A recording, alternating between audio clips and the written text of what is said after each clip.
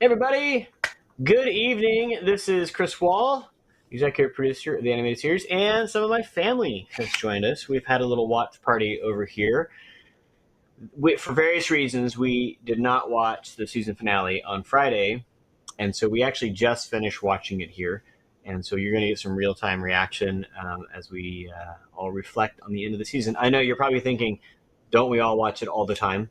I do, but not necessarily the family. And so this is a really fun time to have a look at that finale. And so we have some lovely snacks here. We have fruit on a nice plate. We did tea this evening, so we're doing it real fancy.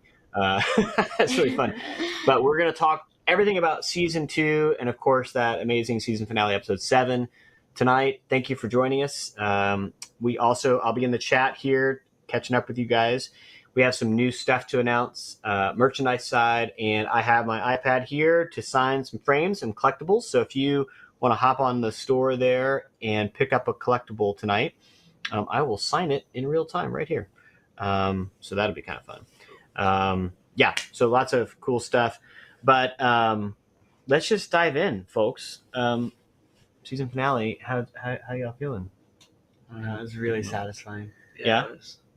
What was satisfying for you after? I think my favorite part is because for a while there I was thinking, like, how is Marilee gonna leave the little kids? Because if you're helping him escape, they're gonna be. No. It's Sarah. Sarah. Yeah. That's the name of the character. Yeah. I think that, I don't know, it's really satisfying to see her sacrifice and because she's gonna be in so much trouble. Yeah, the aftermath of that is intense. Because she did help, and I already know what happens next because the scripts are all done. We're in animatics for season 3, and we are going to wrap up Sarah's story, very importantly, in season 3 in the Ice Prairies. And yes, she gets in trouble. Derry, Sarah's going in the box.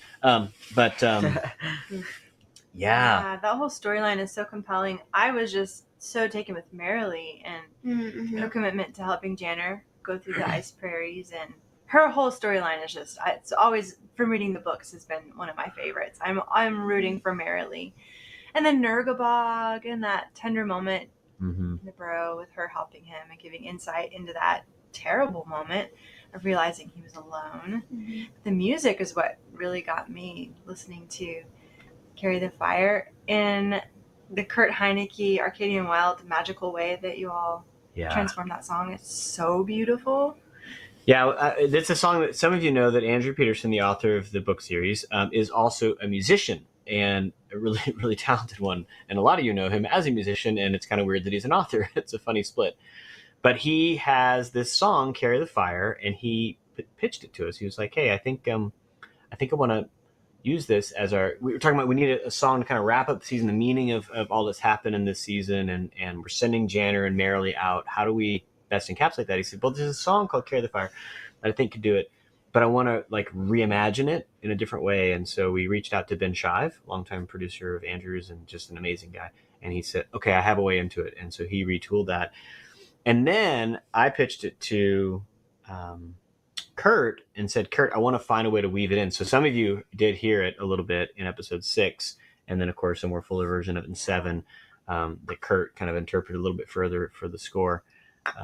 But the thematics and the lyrics of it are fantastic. And so everybody's been asking already in the chats, is there going to be a soundtrack for season 2? Absolutely. In fact, I just spent the afternoon listening to the whole soundtrack, making some finer little tweaks of some themes that we're choosing, and it's going to be out hopefully by end of June. And I'm so excited for you guys to get to hear all that music just kind of out on top. I mean, you get to hear it.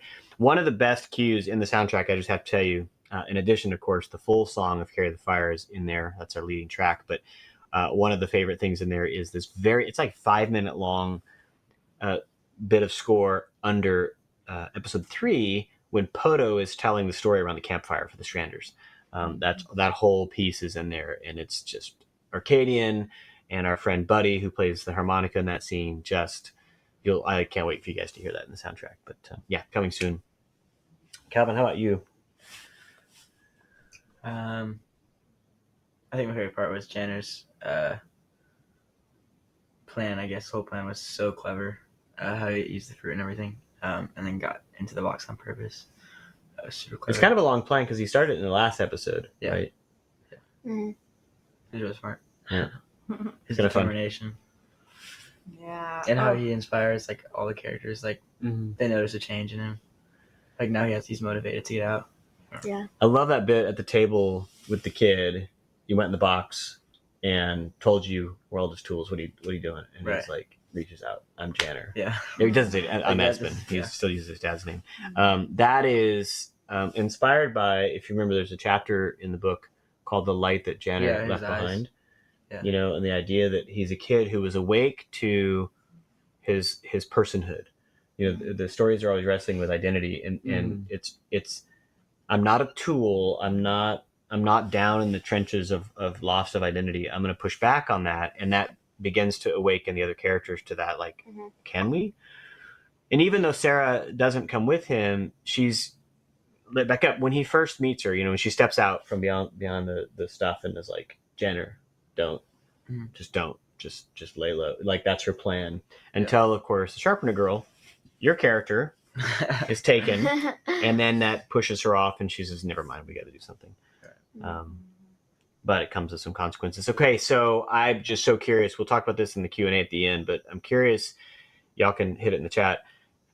Some people were a little surprised at the breaking of his knee. He's got a weird leg, but his knee, splits over, and he's got to use the pitchfork and stuff. And some people are like, "Whoa, wow, that's pretty." Yeah. You guys all reacted to it. We were like, what? How can is you not that react to that? It was crazy. Broken knee. Yeah, it was. Yeah, it's described in the book, obviously, that he hurts himself, got to use a pitchfork, and then, of course, the carriage then runs his leg over again. So it's just kind of it's really cool to see that part of the story reimagined in our world of the show, because it is such a clever plot, the way that they work together to escape, and it's really neat to see it blocked out and actually visualized. We had a long time with John Sanford, who directed the episode. I really wanted this triangulation, right? And so for those of you interested, when you get up to the gate, there's a triangle that forms of Borley on one side, of course, Sarah here, Janner here, and then the bad guy approaching.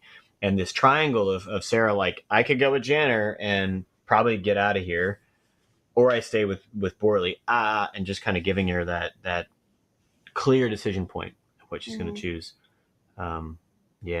It's a tough one. There's a moment where you wonder if Mobrick might actually stay true. Yeah. And you see his eyes, and it's like, oh no. Maybe. Many bolts. That guy. And the beginning of that, in case you're curious, that was just water dripping through from the bird in the crack there. It's not anything else. Initially, somebody thought it was because it was in the boards that way. It might have been somebody pooping on their nose. No, we didn't do that. Updates have been made. 2 episodes. I'm just going to tell you this right now. So even if you've watched episodes 5 through 7, I will just tell you there have been some things we've been doing, some adjustments here and there. I would encourage you to go back and watch them again. We'll talk more about that in a little bit. But let's dive in with a couple things off the top, and then we've got a great interview with Lesley Nicol coming. She is just a blast. Lives in London, so we did have to pre-record this, but you're going to enjoy that.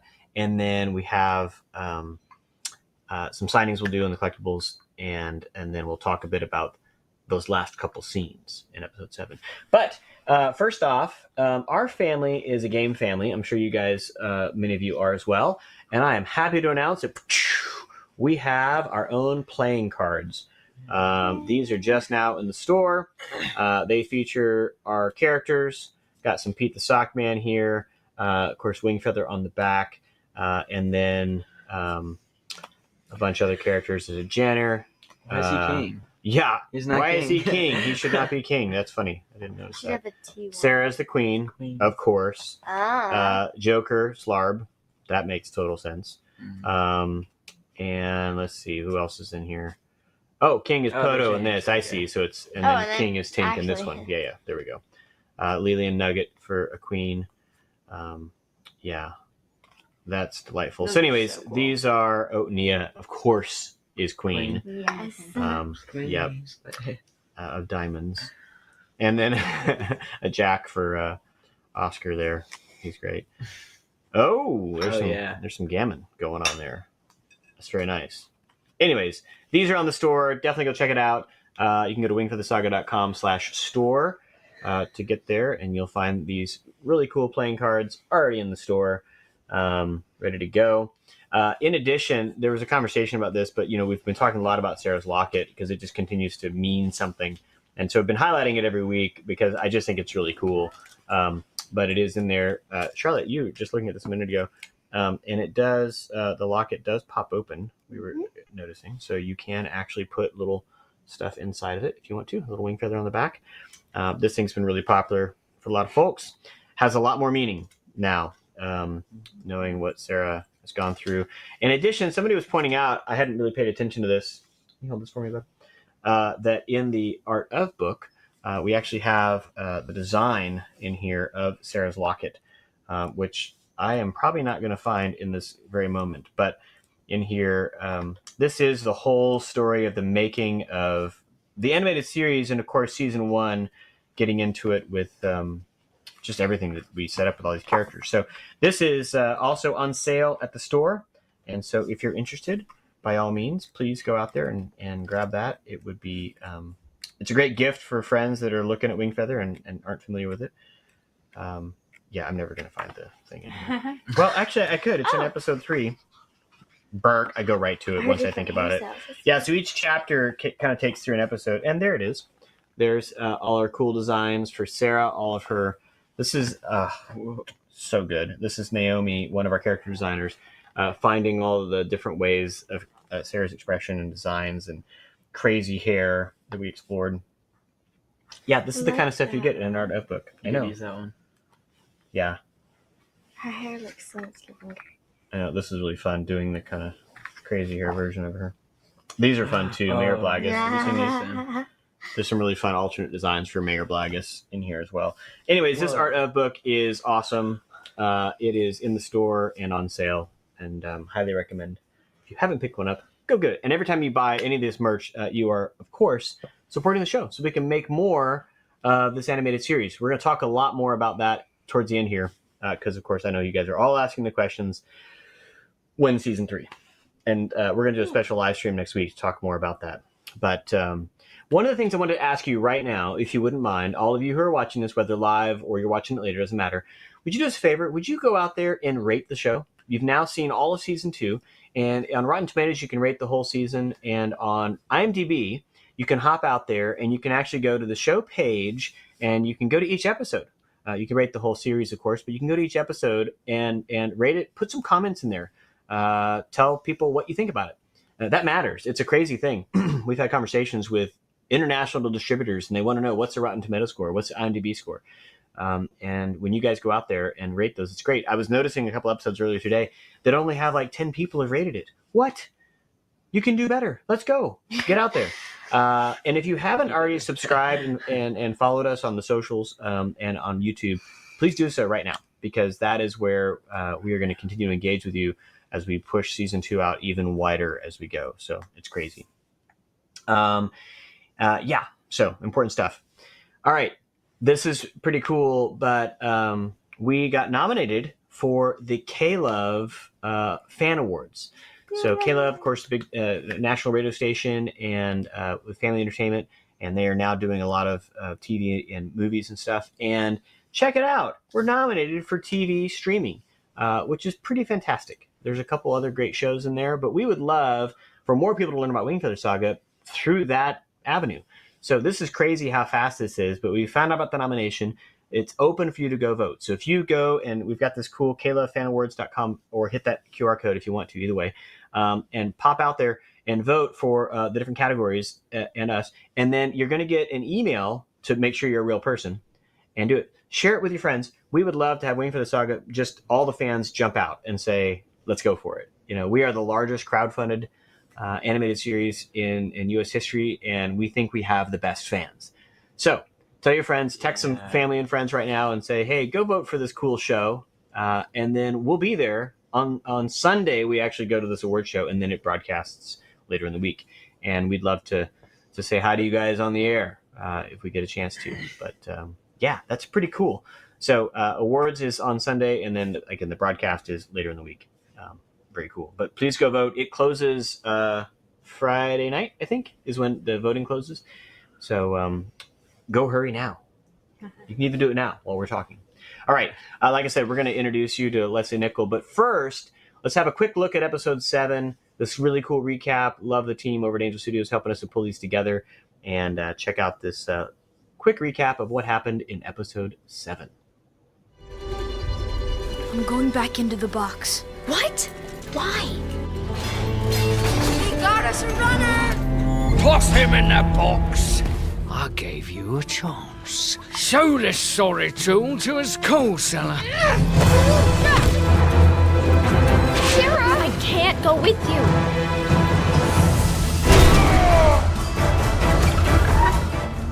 Mama! Where are they?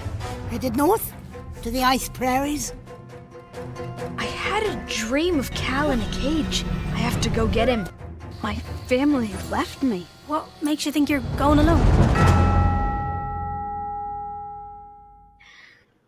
Oh man, so much in that episode. We were talking about it earlier, but I forgot about the business with, of course, Tink Kalmar stepping out of the black carriage and the shock for Pete. And so if you've read the books, you kind of know what we're heading into. We also, just in that one clip, answered the question that everybody's been asking: where does the black carriage go? Well, one of the places it goes, we know now, is the Foob Islands. And bad things. And that's our first time we're seeing kids.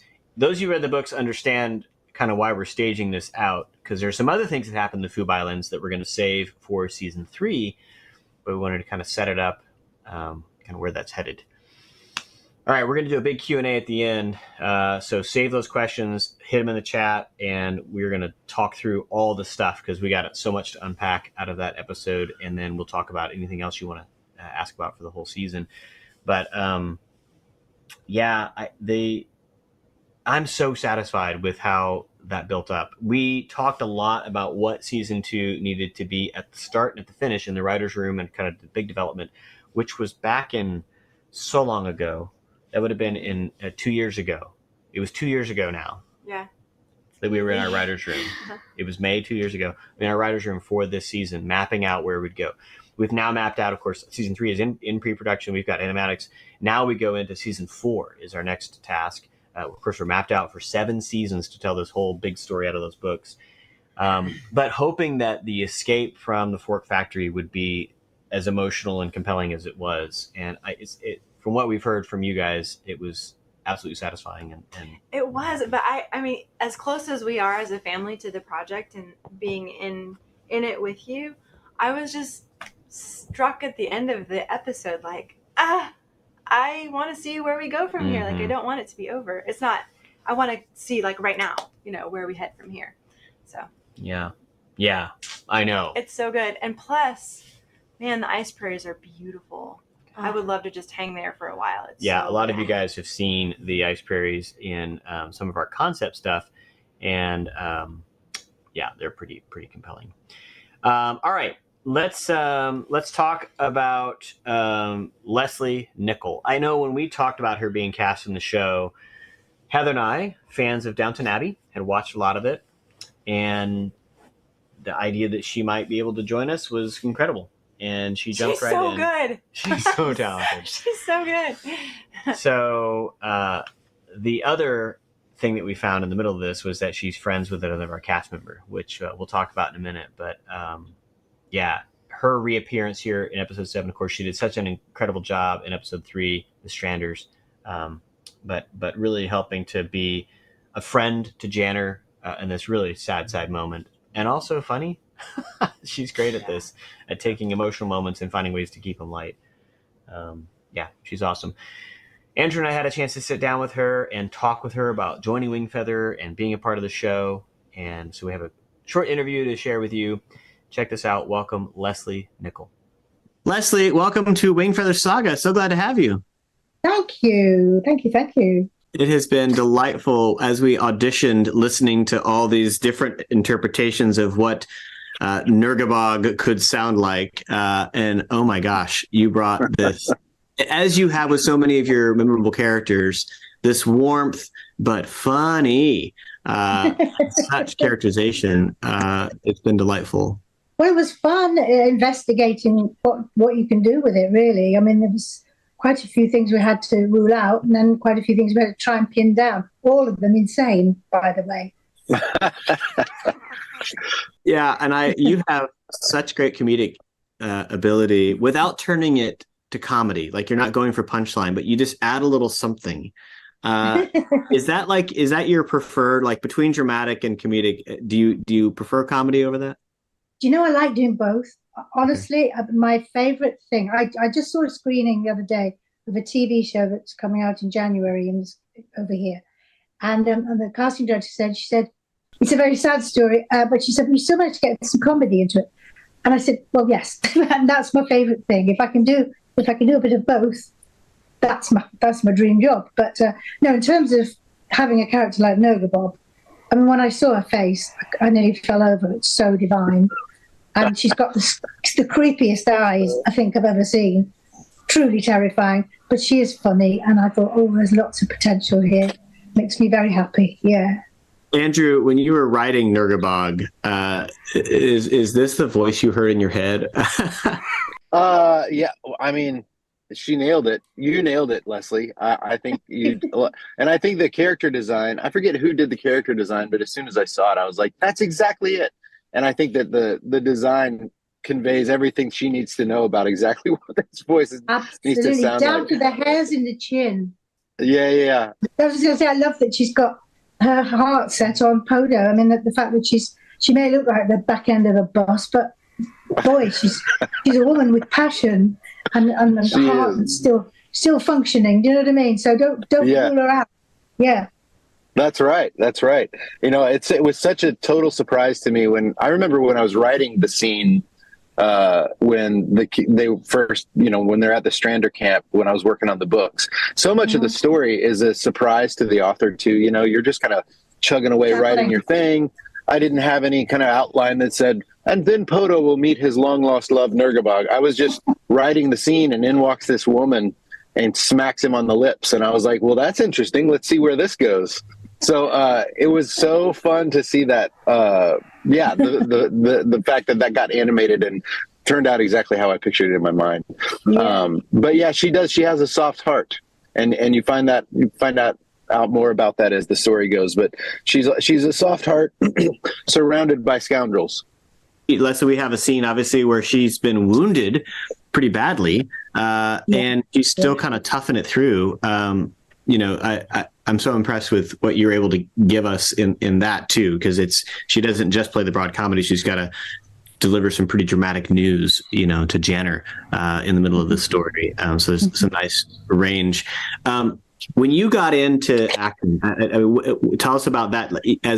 Were you a young person? Like, when was your choice to step into acting, and how did you find your way to today? The life-changing event for me, and this is fairly common, I think, for actors, because people think all actors are extroverts, but that's not necessarily true. I did a comedy poem on stage when I was about 11, and my dad was in the audience like this, going, oh my God, this is going to be terrible, because I was crippled with shyness. I mean, I really was. I would be hiding behind him most of the time. And I went on stage, and this poem turns out to be funny, so I got laughs, and I was hooked. The drug had been taken, and I thought, what's that? I want that again. So from that moment on, my course was steered that direction. And then, still quite shy, I went to try and do I was supposed to be studying in Manchester in the north of England when I was 16, and I discovered the local professional theatre, and I plucked up my courage and I said, please, can I watch rehearsals? And they said, yes, as long as you're quiet. No problem. I was sitting there like this. And then eventually they said, do you want to be in some shows? And I was really cheap. They paid me £1 a week. This is in the late 60s. I am that old. And then they auditioned me to see if I was ready to join the company, and I really wasn't. I'd been in a boarding school. It was, you know, I was nowhere. I was about 12 in my head. So they said, go to London and get yourself into a drama school. So that's what I did. And that's what I've done ever since, is act. Wow. Amazing. Now, a lot of us, of course, were introduced to you on a pretty big stage with Downton Abbey. and Miss Patmore. Such an amazing character. You've also had a range. So, Andrew, I don't know if you know this one, but the BBC production of Lion, the Witch, and the Wardrobe in 1988. You might not be old enough. I don't know how old you are, but you might not be. Leslie, I did not know that. You played Mrs. Beaver in that, and I know you've talked about that's been a fairly enduring character as well. I know a lot of our fans love Narnia and may have seen that one too. Yeah, that was a funny one. That happened in about, I think, 88. I think it was 88. And one of the reasons I was seeing was because I'm short, literally, because they cast 4 children who were, early teens, kind of, and Mr. and Mrs. Beaver, they wanted, because they have a friendship, they wanted Mr. and Mrs. Beaver to be about the same height. So so that's one of the reasons they saw me, to be fair. And then I got the part, and it was a memorable job. It was a wonderful job because they had animation in that show, actually, pretty out of date looking animation now, but they did. And they had, the lion was a sort of, what do you call that thing? Is it animatronics or something where they can work it with a machine? So oh yeah, it had facial expressions. It looked real. It was amazing. And now there's an age, I think I told you this the other day, there's an age of person around, well, now probably early 40s, but they were kids when this went out and they remember it vividly. Yeah, it sort of made an impression on them, like things do when you're young, when you see something on TV that really strikes you. In fact, there was an actor called Dan Stevens who was in Downton Abbey who was killed, in fact, dramatically killed. And he's done very, very well since. And he came up to me one day on set and he had tears in his eyes. And I said, "What's the matter? What's happened?" He said, "I've just heard you're Mrs. Beaver." Yeah. Wow. Yeah. That's There's amazing. something about literature like that, and Wingfeather has this too, where there's just these devoted fans who've read something and their mind has been filled with a story. And when they can see that realized in whatever form, whether it's a play or a TV show, it really does something. It also can go the opposite way. So, where people go, whoa, that's not what I wanted. Right? Now, when we cast you for this role, was Wingfeather anything you were familiar with? Had you heard of the story at all? No. Very good. No. Which made, I think, the surprise that a friend of yours was also in the show. You want to tell us about learning about that? That's right. Now, did you tell me or did I tell you that I knew him? I can't remember. Kevin McNally, Podo. Well, he is a good friend of mine. He lives about 10 minutes away from here. So, yeah. And he's great, isn't he? I heard a little bit of him yesterday. It was marvellous. Yeah. He's so great. He's such a good actor. He's so good. You met Kevin through Downton Abbey, correct? No. Well, is that true? Because obviously Phyllis was in Downton with you. Not because he was in Downton, really, because I already knew him, because I'm very, very close friends with his wife, Phyllis Logan, who plays Mrs. Hughes in Downton Abbey. Oh, so right, yeah. That's kind of how I got to know Kevin better, because she and I were working together all the time, and I'm very close to her, and I'm close to both of them now. But yeah, and then he got the job in Downton Abbey, and I think she was a bit huffy about it. It's like, my job. It's my job. Oh. Amazing. That's fantastic. The journey that we're on with this character is one where she's going to face some obstacles, and she doesn't get to necessarily complete her love journey with Podo here at this time. But maybe there's an alternate story we can develop where Podo comes back. On it, yeah. All those hours in the tour bus, you've got a job to do, right?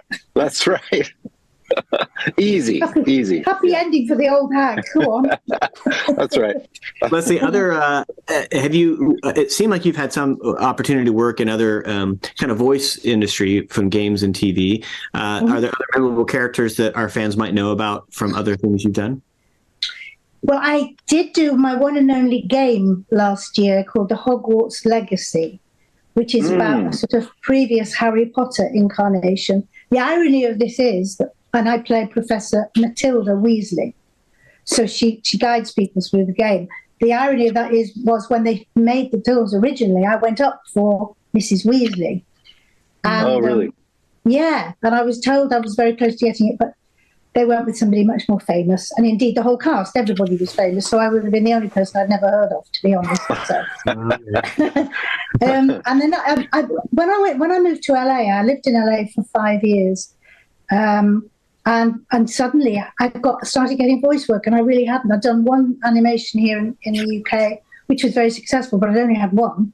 And then suddenly I seemed to be getting slightly insane British women. That's what I seemed to be getting. So there was one called Goldie and Bear, where I played the fairy godmother, and she was nuts, absolutely nuts, and quite posh and English. And then various versions of other slightly insane people. And then, of course, there was a lovely film called The Lonesome Pine, right, which is a huge success, I'm told now, and is going round the rounds at Christmas because it's fabulous for kids. It's absolutely yeah. That's lovely. So yes, I suddenly did start getting a lot, and I still do. I've got about 3 that I can record from, because I'm living in London at the moment. I can record them from here, so I'm glad they've not gone away. It's nice. Now, did you come up with radio? I know a lot of our British actors that we've talked to did do some radio drama. Seems like that's a proper course. I did a lot of radio drama. Yes, I did. Funny enough, that's like a lot of things in our industry. I was just in the right place at the right time. I was in there almost weekly at the BBC doing radio drama, and now I don't know anybody. So it sort of stops. It's weird. That's how things happen. You know, that cycle's over, but maybe it'll open up again. I hope so. Kevin's talked about that in his career, that, you know, they kind of forget you for a minute, and you have to do some things to kind of remind them that you exist, you know. And maybe sort of make some new relationships with new people that haven't worked with you. And of course, a lot of them, people like to feel they've got a secure band of people around them. So I understand why you probably re-employ the people you know that can do it and feel comfortable with. That's kind of what happens. And I was one of those people. Yeah. You know, just not now, this minute. That happens with me in music. Like, I'll go play at a university somewhere, and it'll go great, and they'll have me back the next year, and then they'll have me back the next year, and I'll think, wow, I've got this wonderful relationship. But then all the students graduate. And all the people there who knew who I was graduate and leave, and then it'll be 10 years before I go back. Yeah. It's just like, oh, I wonder what I did. It's like, well, I actually didn't do anything wrong. It's just everybody moved on. Yeah. Everybody moved on. Yeah. I know. Range. Yeah, for sure. It's funny. That's lovely. Well, I know Downton Abbey has been a huge connection. I mentioned to you, Heather and I loved your Miss Patmore so much. And what you brought to her, and like I said, her warmth and her charm, and cannot wait for the audience to get to see Nurgabog. I love your Nurgabog so much. It's so good. Oh, thank you. It's spot on. Thank you. Thank you so much for being a part of this. It's truly a delight to inhabit her, and I feel there's always more to go. There's always places to investigate. But the funniest thing I seem to remember was when I was encouraged to be bent double. I mean, totally upside down, recording, just to see if that made a difference. And I think we all went, interesting, but can you do that for an hour? Perhaps we could do it standing up. Andrew, I don't think you were here for this one, but you know, we did have to make some sounds in the booth, some kissing sounds in the booth. You know, what does that kiss actually sound like? And that's funny. The spitting sort of, probably like teeth sort of thing. No, there was an interesting thing of chewing on dentures. That was the note. You go, what's that? Ned and Griff had some good ideas, so they gave me a few tips, you know. It's so good. And you'll be happy to know, Andrew, that one of the many talents that Lesley has here is that when needed, she can burp. Yes, I really can. I've come from a family of burpers, I'm afraid. And once I start, I can't stop. So, yeah. That's so good. Have you ever needed to employ that gifting in a recording session before now? I feel I have, you know. I do. Because I'm always so proud. I say, I can do it. I can do it. You don't have to get one. I can do this. That's amazing. Perfect. Yeah. Man, well, Lesley, thank you so much for joining us and spending some time with us here. It's been a delight, and can't not wait for getting to get to know you more through Nurgabog. Thank you. Thank you so much.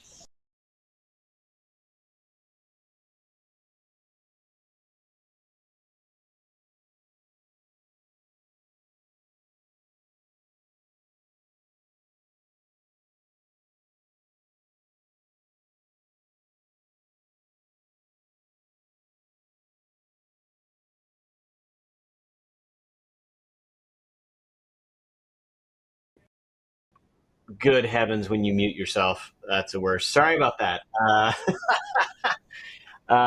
Lesley is just amazing. She brought so much warmth and comedy. I was saying that in the chat a minute ago. It was just remarkable to carry these tender moments while she's still being funny. And even her telling Janner, really sending him on his way. I mean, he was definitely stuck in the burrow there. And Lesley just does such a great job carrying that off. Just delight. And then, of course, the comedy of, oh my gosh, Kevin's on the show, and I know Kevin really well. And Heather and I were talking about this. We didn't know till today. Yeah. I was watching that interview. I'm like, oh wait, Kevin was on the show. It was like later seasons. I know his mustache though. It doesn't. He's not very. He doesn't look like the pirate. He doesn't. I know, and he's such a mean guy in the show when he shows up. But anyways, so that's just delightful.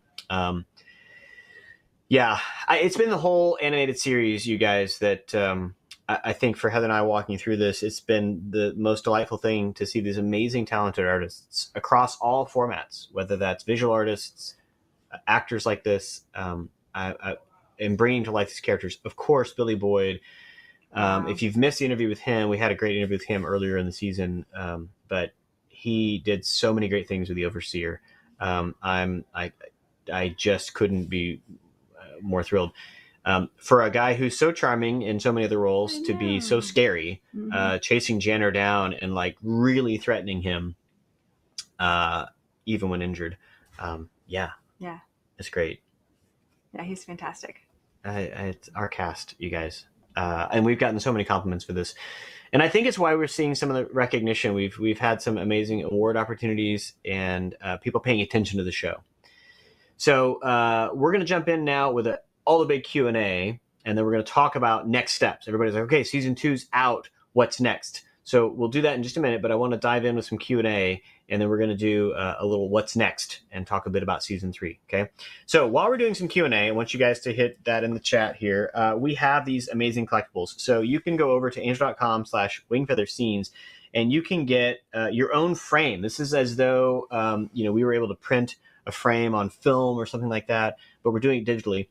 And tonight, if you want to do it, if you buy one now and want me to, I'd be glad to sign it. Now, some of you are like, please don't put your muddy prints all over my, but some of you have, and we've got some cool videos and photos of folks doing this. But this one was for Tiki here. Oh man, see, and I gotta undo. I'm so bad at this when I have to think about it. Chris, while you're signing that, I just wanted to point out the thing that I marveled at with each of the interviews that you did with the actors that are on the show. Every one of them, without exception, had such lovely things to say about the scripts, about the show itself. Yeah. Which I think is so cool that, these folks have worked on a lot of things, either as voice actors or in television and film, live action. And all of them, again, without exception, said, man, this show is really compelling. The story is so cool. I love this character. The art is so beautiful. Which, when you hear that from amazing, talented actors, I think that says a lot, given that they're looking at a lot of scripts and have a lot of experience. So, yeah. And I think one of the things that I'll just say about that, guys, is a lot of them will pay attention to the show because the artwork, they see that first and like, wow, that's really compelling visuals or whatever. And then they get in the booth because they took the job. I mean, honestly, it's like it took a job. So like Lesley, she doesn't know the show. She hasn't read the series or anything like that, or the books rather. And then gets into it and it's like, oh, we're gonna have fun in here. We're gonna work at it. And that's a testament to our crew and just kind of the level of skill and craft that we want to bring to all these areas. And I certainly work hard to come into that booth ready to go to get these voice performances where we can get them. And with this amazing team of writers helping to really flesh it out as much as we can. So yeah, it's awesome. But thank you. Sure. Okay, so we got some questions. I'm going to keep signing, but let's see. What's our first question up here? Well, Should I just read from the chat? We should have one on screen. Do we have one, Gilix? Maybe. Oh, there we go. Okay. Samuel. Hey, Samuel. Thanks for being a guild member. Chris and family. Who's your favorite character? Why? You start. Merrily. She's so cool. She's tough, but she's smart, and she knows her way around the woods. I'm an outdoorsy girl. I love to be outside myself. And growing up, I was always in a tree, so I just feel like Merrily and I have a lot in common. And I know where she's heading in her character journey, so I love Merrily. Also, I'm a big fan of Nurgabog, just because I don't know if it's just how well it's acted or what. And the the whiskers, I just think she's fantastic. Yeah, I have to say, so if we're just talking season 2, Samuel, which I think is what you're looking for, I would say the Overseer, just such a cool character. I love his design and the performance, and then the animation. The animation team really made him awesome. Kind of funny. Right, like there's some bits where it's entertaining. He's not just overbearing and awful, but like when he's towering on the stairs, I was super excited about that thumbnail of him on the stairs with that whip, right? Just looking awesome, which is part of Janner's plan, of course, to get that. But I don't think he wanted all that. His teeth. Yeah, his teeth, his Have mouth. You guys noticed his teeth? Oh. He's great. Yeah, it's great. But great question. Thank you. Is it just me, or have y'all noticed Janner is taller than Sarah now? He's standing taller for sure. Sarah's definitely been slumped. She's been through some stuff, and so she's kind of hunched over a lot. And Janner's like, so that you're seeing it in the posing, like we didn't scale the character, but definitely in the posing. Yeah, it's great. Let's see, Denise. Question for Chris: what season will we see Nuzzard? Thank you for asking that, Denise. I love Nuzzard so much. That's a later character, we'll just say, and we would see in season 4. Season 3 is going to be all Ice Prairies. Okay, so everything, the end of the second book, North of Eden, the Ice Prairies is season 3. So you can even call it season 3, the Ice Prairies. But yeah, Nuzzard's a great character. Season 4. Let's see, Braden. Question for Chris: when will we see the Snick Buzzards scene? Yes, Snick Buzzards. So did you see the Snick Buzzards here at the end of the episode? The Snick Buzzard, I should say. Yes, people asked about where's the belly button. Because of the flight pattern of that particular Snick Buzzard, it's just it didn't quite get on the screen the way we wanted it to. So yeah, it's coming. All right, I see this one popping up in the chat. I'm just going to say, when is the DVD coming out? All right, great news. So we've had this guild moment where you guys have been able to watch week by week as each episode has come out in the guild. And thank you so much for being a member of the guild and supporting the show. Honestly, we couldn't do it without you. We have now earned more in the guild than we have in Pay It Forward. That's how awesome that's been. Okay, so thousands of you have joined and said, we want to support the show and watch it in the guild. Now all episodes are available, and it's going to stay in the guild for a while longer. But next is home video. All of you that would like to own the Wingfeather Saga Season 2. And so many people have bought on home video, whether digital or DVD, Blu-ray, whatever. And we're making those special. And so we have another set of full video commentary with Andrew and myself talking through all the episodes. You kind of get to sit and watch with us, basically, as we talk through. I was just reviewing some of that content today that's being authored for those DVD, Blu-ray, and so forth. And it's great. It's really cool. There's stuff that we are able to kind of tell you about in real time while watching the show that we don't always talk about in these sessions. So it's worth checking out. But that's next. So home video is next. I know we don't have those dates announced just yet because it's in that kind of authoring and manufacturing side, but it will have a pre-order window. So you'll have a chance to pop in and purchase those ahead of it being out there. So yeah, but thanks for asking. All right, what's the next question? When will the season 2 soundtrack be on Spotify, Amazon Music, and Apple Music, all the things? I believe it's towards the end of June. I just got to listen through the full soundtrack today, had a review session, and it's great. It's super cool. There's a really great segment with the Stranders music that you're going to love. And then some of the amazing themes, including Carry the Fire. A bunch of folks in the chat are asking about Carry the Fire. Our apologies. We actually had a mistake in the credits. Awkward. that we neglected to put the song credit in there in episode 7. It's fixed now, so soon enough in the app you'll see an update. The team was very apologetic, but that is the lovely Taylor Linhart. Now, some of you already know that, and some of you have actually heard the song because you watched our red carpet event. So in the Guild, there's a really cool bonus feature, lots of cool bonus features in there, but one of them is an hour-long red carpet event that you should go back and watch again, because now you have all the context of season 2 and know all the stuff that happened, but you're going to hear that amazing song from Taylor performed live, and she does a brilliant job with it. So go back and check that out. If you've missed it, go scroll through your Guild access and you'll see it in there for season 2.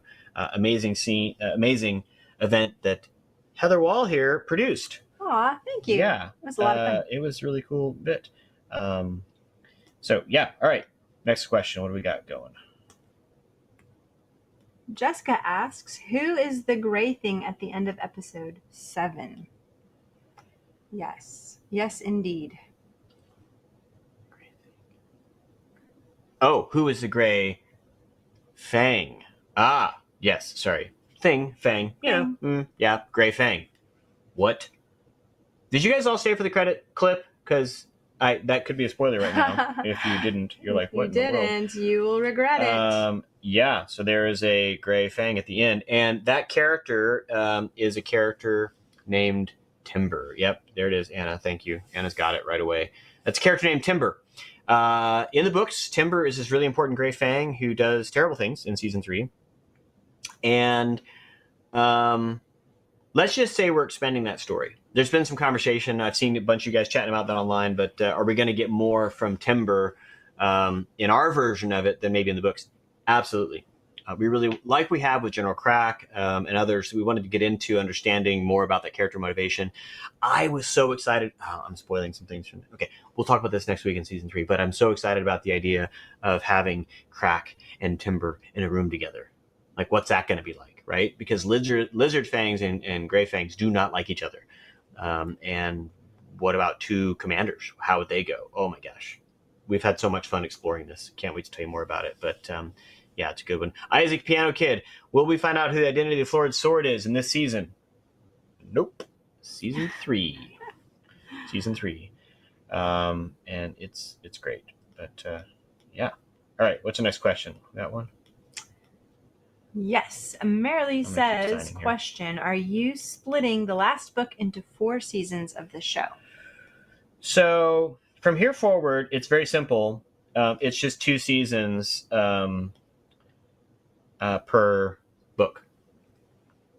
Okay, so it's if you took the first book, 1 season, but it's 2 seasons per book after that. Yeah. Now I will tell you, there's some blurriness as we get into books 3 and 4. That's not even true. Some of book 2. Okay. So what we're doing is focusing in on storylines that we can pull together across the seasons, because so we're trying to not pay attention to the division of the books and pay attention to more about our story arcs that we need to kind of wrap up in a season of television. Does that make sense? There's things that in a novel you're fine with setting that aside and coming back to it in a later book or that kind of thing. In ours, we're trying to wrap up. So in season 3, we are going to wrap up what happens at the Fork Factory with Sarah and the Overseer, though that's not in time. So yeah, and we are going to spend a lot more time. Again, we'll talk about this more next week. We're going to spend a lot more time understanding Calamar's path in the Food Islands. Just put it that way. Okay, good. Yep. All right, next question. Hey, Derry 007. Will there be a season 2 Art of book? We actually have begun some work on that, and I know the team is eager to do one. We have plenty of things to show you. We don't have one pulled together to show you and talk about just yet, but it's on our roadmap, so we'll see what we're going to do there. Sonderwalk, I saw you saying this. Why wasn't Tink bruised at all during the glimpse we got of him in the Food Islands? He did get beat up, as we saw in episode 5. But we decided not to do bruising on him. Just more of a production thing. Yeah. Emily says, you wanted me to ask this in the trailer. The trailer line, I failed the king, I'm sorry. So you remember this in the trailer, this is a great moment. In the process of making the show, there are times late in the process where I'll review really in depth, how is this episode working in its full version, right? So color, sound, music, the whole thing. How's it working? Is it holding up? Is it doing everything it needs for you guys at home to really engage with? And there are some times where we find things we just don't need, and they don't, play well. And so in the original version of episode 7, there was a lengthier bit of kind of sadness from Janner inside of the coffin box in that bit, and that goes into immediately following this very sad moment with Sharpener with Sarah under the table, and it was kind of multiple crying scenes, if you will, back to back, and it just felt like we were lulled too long in that emotional tone. So I'm always paying attention to kind of the emotional shape of an episode and of course the overall season, and for me it felt like we were sitting it too long, and so that was a late edit to kind of take that back out. We kept the shot in there that's in the trailer that's amazing, but the line got removed and some other lines around that to shift it. But we talked a bit about Janner's performance, Alkeo's performance rather, as Janner, and his crying in the series, and that was one of those that he did a fantastic job. And we just kind of pulled it back a little bit, kind of keeping him from being so weepy. But yeah, great question. Okay, I got to keep signing.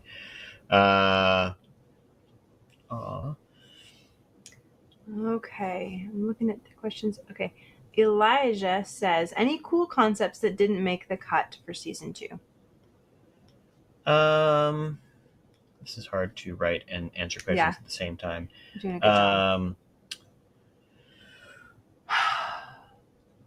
We talked a bit more about getting into Dugtown and kind of understanding some of the social aspects of Dugtown and maybe some of its industry that we did not get to put on screen. That was something we had to cut out. We talked a little bit more about interactions that other characters that work for Gammon we might have, and some more interactions with Fangs. So those things kind of got pulled back. Yeah, there were things that ended up on the cutting room floor.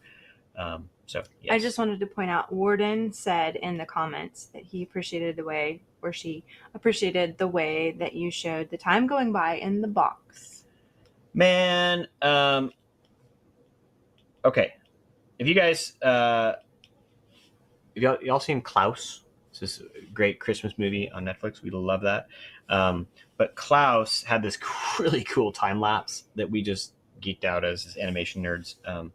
And so we wanted to do a similar time lapse. And so that is definitely an homage to Klaus. So I have no problem saying that. It's our own version of it, of course. But yeah. Super cool. All right, let's see. What do we got here? Sarah says, Chris, will we get deleted scenes or bloopers from the cast? Yeah, there's not that many bloopers, but we do have some deleted scenes. That's one of the things we're going to start pumping out there. For all of you guild members, we want to keep you engaged. We've got lots of stuff we're going to share. Again, more about that next week. But we have some really cool deleted scenes from season 1 and 2, both in animatic and some in finished animation, that we're going to start putting out into the guild to say thank you for being a member and for continuing to support the show in that way. And some of that stuff will make its way out into the DVD and Blu-ray, hopefully. But yeah, definitely. Isaac keeps asking, we'll see important moments with the Foob Islands in season 3. Yes, it's both the Ice Prairies. I should say, Isaac, sorry about that. I overran but the Foob Islands, a very important storyline happening in the Foob Islands. I'll just tell you in advance, we're going to stretch that storyline out of what happens in the Foob Islands from what's in the book. So, okay, you can stop hitting the comment thing, Isaac. Settle down. Okay. Will there be a trailer for season 3? Yeah, we don't have. I was hoping tonight, actually, we have a teaser poster for season 3 that we're working on, and not quite ready, but soon enough we'll have a teaser for season 3 that we'll show you. Yeah, Shooting Star. When is Gretelin going to show up? We'll get there. We may have met Gretelin, but not been called that. Something else. Yeah, good question. All right. Any other questions down in there? I'm so bad at signing and talking. It's the worst. Zero says, are there going to be more seasons coming? Zero? Yes, we hope so. We're going to talk a lot about this in a minute about what season 3 is coming, but we'll get there. Let's do a speed round here of these in the comments. Ready? You guys ready? We're just going to scroll through and answer as many questions as I can really fast. Ready? Which one is more evil, General Crack or Timber? Says HPB Game. Oh, by the way, HPB, thank you for hosting a watch party. That was really cool. That's a lot of watching, but well done. Timber, definitely more evil. I'm just going to say. And let's see. Chips and Sharks. There was a moment in the storyboard when Artham said, "You're it," in a stream. Why is that taken out? It just got a little silly, and so I decided to edit it. But wow, thank you for noticing, because you probably saw the animatic, which was in the guild. I'm going to guess, Anna. Yep. Good job. Good job spotting that. Let's see. Will Lily's pet in season 3 be a dog? No, but she will have a pet. And go read the books if you haven't, and you'll find out. Do they have milking cows in Aerwiar? Yeah, there's actually milking cows. There is. There wasn't one in the barn that we showed, but there could have been one in the barn. We actually had pigs in the barn that you heard but didn't see. The lead scenes are awesome. I like it. Who plays Nugget? It's a combination of our amazing sound designer, Adam Frick, has recorded all kinds of farm animals near his home. He's up in the upper northeast, and he's always filming farm animals. And so it's a combination of there's some dogs that are actually credited in the credits there, as well as some sound stuff to get it together to make it happen. Yeah, it's a great one. Warden, I have that sound booth session of me doing the troll from episode 2. It's awkward, but yes. And the book on the wood chop. Thanks for noticing, HPP. Let's see what else. Someone was asking about second breakfast as an Easter egg in the Fork Factory. That'd be funny. Yeah, it'd be funny to do it. I mean, that's clever. Mr. Tolkien's territory. What about Jurgen? Is he good or bad? Art for the King says he is chaotic neutral. Yeah, doesn't have sides yet. Why does Janner say I'm it? Because he is the throne warden now. Artham is gone, right? He's out of commission, and so it falls to him. There was kind of a season where Artham, Uncle Pete, would be the guy kind of helping lead this, and then it goes to Janner eventually, but he's gone, so it's now on Janner's shoulders entirely. We'll get Artham and Gammon humor in the future. Probably, yeah. We're not going to continue with weekly Darius 007, but we will. We're going to do some other stuff. I'll tell you about it in a second. Okay, I'm going to let that stop there. How did you decide? Oh, Jordan, that's a good question. Why did you decide to use Unreal Engine? Because it was the only technology capable of generating what we wanted visually at the budget of a TV show. We didn't want to do it feature style. That's too expensive. But Unreal Engine gave us that, and we've got some cool stuff that we've developed even more for season 3. Sorry, Omega, I see you asking this question, and I don't know the answer to this one. In the first edition of Warden Wolf King, Mobrick is the other Ridge Runner with Zuzab and Glipwood. In the second edition, it's Bizik. Which one is canon? Gosh, I don't know. I have to ask Andrew. He updated, he did a lot of editorial in the second edition of the Wingfeather Saga series when it went into hardcover, and kind of corrected a bunch of stuff that he honestly had made some mistakes on. And so, yeah, I would guess it's the second one is the one. Yeah. Will there be a cookbook? We've talked about a cookbook. What's favorite episode of season 2? I think episode 3, The Stranders. It's so great. Episode 7 is pretty fantastic, though, because you got to get everything at once. Okay. All right. Let's move on. More Lily songs in season 3. Yes. Yes. Just leave it there. Okay. Coming back around to it, once again, we mentioned this, but there is a sale at the store. So if you're interested in picking up any of these items, the necklace, we've got, I think the Art of Book is on sale as well. Head over to wingfeathersaga.com/store, and you can absolutely pick up some stuff. That does, I believe, turn off at midnight tonight. So if you're interested in picking up some stuff and supporting our show, thank you for that. All right, let's talk about this season finale and what it leaves us with. Of course, it leaves us with, where is season 3? So we're working on season 3. It's in limited pre-production right now. It is not in full production. a lot of this is waiting on the kind of audience demand. So how can you help?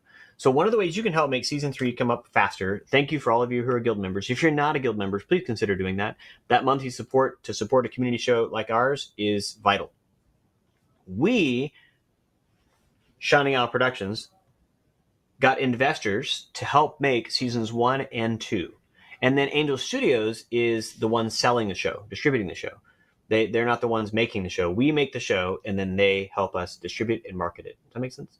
And so one of the things they're able to do for us is some things like pay it forward. And of course, now this guild is one of those. And then there's some other mechanisms. And of course, the merch is a big part of that. However, one of the best ways you can support is helping tell your friends. I don't know about you, but when I hear about a new show, it takes a couple hits before I believe it's real. So one of the things you could do is host a watch party where you are. Have people over, watch a couple episodes. I don't know if like HB, one of our guys here, HPB, watch the whole season 2. That's a lot, but maybe just a couple episodes. Get people into it. A lot of people don't believe something's actually good until they get into it, start watching it. They don't realize how strong it is. There's now 13 episodes to watch. So there's a lot of content to get into. If they're not convinced by the time they finish season 1, I don't know what we have for them. But certainly after season 2, I think they start to understand the breadth of story we're heading into. If you guys have read the series, you know that's true. There's lots more coming for season 2 to find bigger places for it to be found, including home video. It's going to be a big part of that. But you can help us by spreading that. I don't know if you know this, but it's less than 5% of people who watched season 1 for free actually tipped, right? Did a pay it forward. The majority of people watched it for free and said thank you and walked out the door. If everybody who'd watched, this is crazy, if everybody who'd watched season 1 had chipped in $1.50 for each episode, we would have funded season 3 and beyond already. So that's what we're talking about. Like it's not that we want those of you who are watching and already supporting to do more, please don't, but to get your friends in, because as we scale out, as more people watch, it helps to fund season 3 and beyond easily. We actually had forecasts that were like, if like 5% of people who watch season 1 join the guild, we would fund season 3 instantly. That's how easy it is. So it's just about scale. It's just about getting more people to join in. And that is thanks to you. Now, we're doing an amazing job with Angel Studios. They are marketing and telling people about the show. But word of mouth is important. Things like the Kayla Fan Awards we talked at the beginning are important because it's another place in which people will hear about the show and go, maybe I should give that a shot and sit down with my family and watch it. But it takes a couple hits at it, I think, before people will make that decision. And so you can help by hosting watch parties. We're going to do a lot of fun things this summer. Some of you were involved in Featherfest last year, and we're going to do some more stuff like that. We did a little tea party, watch party tonight. We did a tea party, snacks, scones, fruit. That's mine for as soon as we say goodnight to you all. I'm kind of hungry. But that's what you can do, okay, to help us get this show out even wider. Subscribe to YouTube. Give us a review on IMDb. Give us a review on Rotten Tomatoes. All those things help us to widen our reach with the show. It is a community-supported show, and you guys have done a fantastic job at supporting us, and you can keep doing that, okay? Last thing here. Oh, yeah, okay. So, season 3. Here's what's true. We have animatics for episodes 1 through 4. There's 6 episodes in season 3. Takes us to the end of the book, and it's amazing. It includes Poto's backstory, how he lost his leg. It includes sea dragons. It includes wolves and ice and the amazing city of Chimera under the ice. It's incredible, y'all. I have seen it in animatics. What we're going to start doing is, for all of you who are Wingfeather Guild members, thank you for doing that. We're going to put those animatics into the guild, and you're going to get to watch those animatics and tell us what you think of the story, give us feedback, and help shape what we're going to make. So you're going to get to go along this journey with us over the next year or so as we work on season 3. We're hoping to get the right amount of revenue lined up so that we can go into full production later this summer. Okay, that will be contingent upon more people watching season 2. People that have been holding out. I don't want to watch week by week. I want to wait till I can binge all of season 2. Well, that's right now. All episodes are streaming. People who may need to hear endorsement from the Kayla Fan Awards. Oh, wait, there's a TV show I could watch with my family. People who may say, I'm going to wait and watch it on home video. Great. Well, that'll be out soon enough. All of those ways are which will help us to turn the lights back on for season 3, to welcome all our animators back, the rest of the crew, to get us going again. So that's how we can make that happen. And I will tell you, once you watch these animatics and see what we've set up, you're going to be impressed. Now, we haven't recorded the cast, so for those of you that do watch this in the guild, you're going to hear a whole lot of my voice and my kids' voices and all of our scratch voices. That's how we make a show to start with. We're a homeschool family making a TV show for real, but we're not doing it alone. We're doing it with an amazing cast and a huge production team that are eager to get back to work. So thank you for your patience. And we're so excited that you're excited with us about season 3.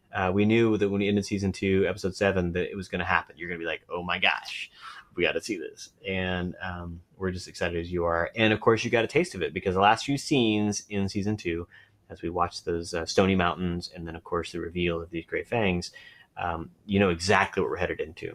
And those are early artwork pieces, by the way. We have way more developed stuff for how we're going to do snow and ice and Unreal Engine and all kinds of new technology coming along too that we'll tell more about. So the next thing on our calendar for you guys, and I'm sorry, I'm terrible at talking and doing collectibles. I will sign the rest of these, I promise, as soon as we hang up here. But we are going to start doing some watch parties. So we're going to do some with you. So our live streams, we're going to do some cool things where we're going to start to stream for a very limited time an episode from season 2 that you guys can all share with your friends out in the world. So be prepared for that. We'll announce that later this week, maybe early next week. And that'll be our next rounds of those. We'll all get to talk to you and watch and talk about the episodes for a wide audience that way. So that's kind of exciting. Super excited to see what we do there. To end our time together, I wanted to go back to that clip, and we'll close out with dear Janner having escaped the Fork Factory and all the things that he's learned. His family has taken off, and they're off on another journey. And I want to thank you for journeying with us for season 2, guys. It's been great having you here. Thanks for being with us in the chats. Glad to be catching up with you guys. And we're going to keep it going. Don't worry, we're not stopping. We're just going to take a moment to celebrate all that's happened here. And thank you for being a part of it. And with that, we'll watch Janner and Merrily as they hike through the Stony Mountains and take off on their adventure. Thank you all, and thanks for being with us tonight, and hope you have a great night. See you later. Good night.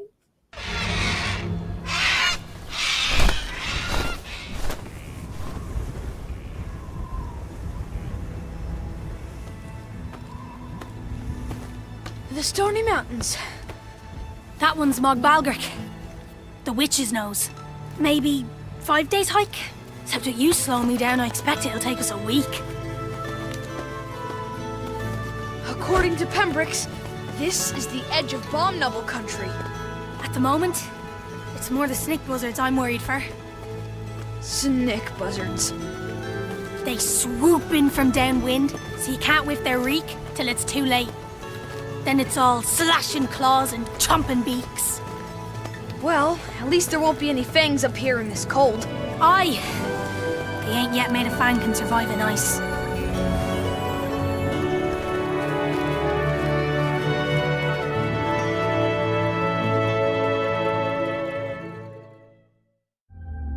I will hold your hand, love, as long as I can, love, though the powers rise against us. Though your fears assail you, and your body may fail you, there's a fire that burns within us. And we dream in the night of a city descending with the sun in the center.